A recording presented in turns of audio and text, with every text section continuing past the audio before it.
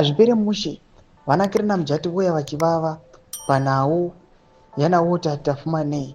Panguva ino vari kuzikana kuti aiwa this guy Tafu Maney akanga ari CIO kuFAS and now ava kumabaraki.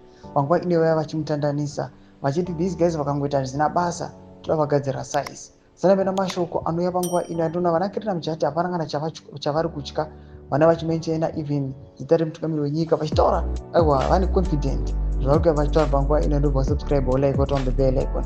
Jena Mujati anoposta this picture raTafu Maney udanyira achiti vakomana vechidiki vekumabaraki uyo auya nedzongo rake rekuFAS kumabaraki ikoko mupei size munhu azive kuti Zimbabwe haizi yevanhu ve7th day, haizi yana avene uye haizi toilet yaEmerson. Mitombo museterai pesi azive kuti kumabaraki haazi kwaanga akajaira kuFAS kunhonga varakashi zvigunduru achiita terrorism muZimbabwe. Akangoita nonsense dzake sedzekuFAS.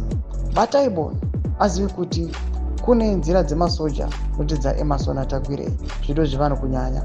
Ndo masvika ari kuda panapa achita kugona nakiri namujati vachiti aiwa yes vakomana vauya aiwa vava mameja general ikoko kuthe army, but panguva ino ari kuti vakangoita zvisina basa sezvavakaita muna 2023 especially pamageneral elections. Vakomana tiri kuvabata toda vagadzira size. Mashoko ari kuuya ari mafresh attacks vari kuonekwa kunzi ine bid iri kuonekwa kuti iriko kuseta kana konsolidata power yezvigananda. Panguva ino tiri kuona kuti vanhu vari kuzviresista vachiti aiwa tanoita nezvigananda. Panapa tiona vana Tafu Maney vachipiwa these high ranking post. It is a way to solidify their grip on power.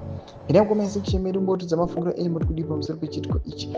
Pina comment section medu musangano subscribe or like pamwe chete nokutonga bell icon.